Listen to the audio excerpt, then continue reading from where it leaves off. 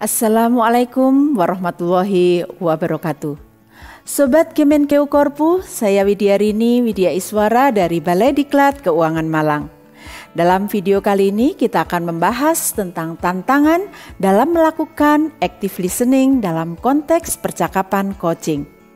Penjelasan ini diadaptasi dari modul 6 Deep Listening pada pelatihan Executive Coach Certification Program tahun 2021 dari Coaching Indonesia. Dalam percakapan coaching, saat coach menyampaikan informasi atau bercerita, maka dia menggunakan kata-kata verbal maupun non-verbal yang harus diperhatikan dengan seksama oleh coach. Perilaku memperhatikan tadi disebut dengan active listening.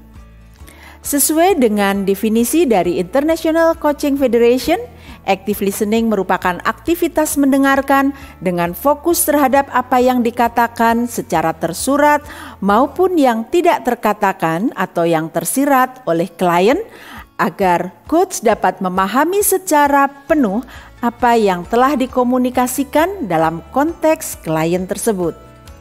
Active listening juga ditujukan untuk mendorong coach agar dapat lebih terbuka dalam mengekspresikan dirinya.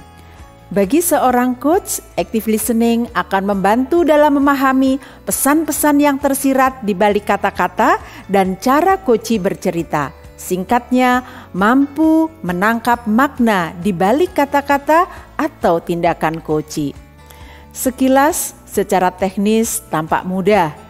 Memberi perhatian, fokus, tidak menginterupsi, dan memberikan respon yang netral dan sesuai dengan konteksnya. Namun dalam prakteknya ternyata tidak semudah itu. Dibutuhkan latihan dan jam terbang untuk mampu melakukan active listening dengan baik. Sebagai seorang coach perlu kita sadari bahwa setidaknya terdapat 3 tantangan utama dalam active listening ini. Dan hal ini harus kita hindari, yaitu yang pertama adalah judgment atau penilaian. Yang kedua adalah association atau menghubungkan dengan pengalaman pribadi, dan yang ketiga adalah assumption atau anggapan pribadi terhadap coach-nya. Mari kita bahas satu persatu. Pertama, judgment. Judgment merupakan persepsi dan penilaian dari sudut pandang pribadi seorang coach terhadap coach-nya. Penilaian ini muncul secara tidak disadari dan biasanya dipengaruhi oleh pengalaman pribadi saat berinteraksi dengan coach atau bisa juga karena adanya halo efek atau informasi tentang coach yang didapatkan dari orang lain.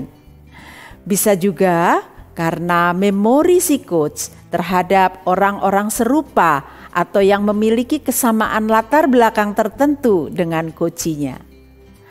Persepsi dan penilaian ini bisa berupa penilaian negatif maupun penilaian positif, yang akhirnya dapat membuat coach menjadi tidak netral.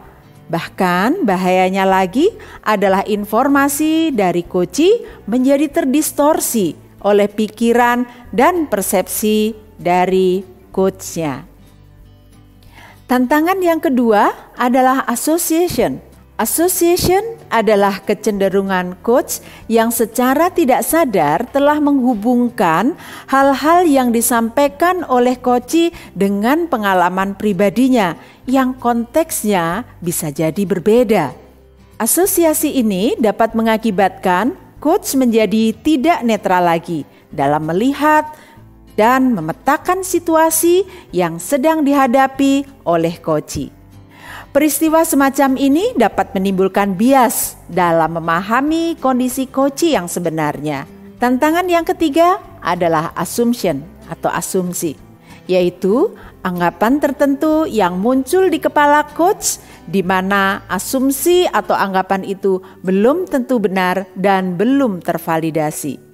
Asumsi yang muncul dalam pikiran seorang coach saat coach bercerita atau menyampaikan kata-kata tertentu yang kemudian dimaknai secara berbeda berdasarkan pengalaman coachnya.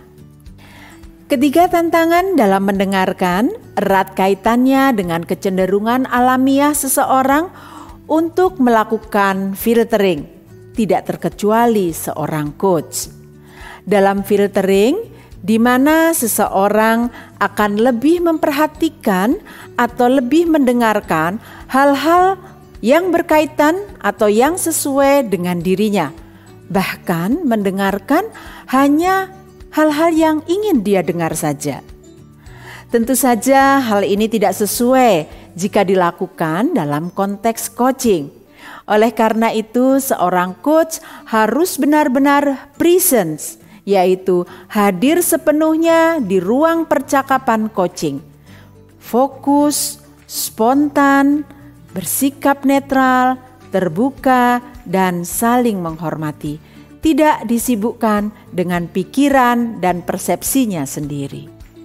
Demikian Sobat Kemenkeu Korpu, pembahasan tentang 3 tantangan dalam mendengarkan secara aktif saat percakapan coaching. Apabila Sobat ingin mengetahui bagaimana cara mendengarkan secara aktif, silakan ikuti kelanjutan dari video ini, yaitu video yang berkaitan dengan active listening. Semoga pembahasan ini bermanfaat untuk kita semuanya. Terima kasih. Wabillahi taufik wal hidayah. Wassalamualaikum warahmatullahi wabarakatuh.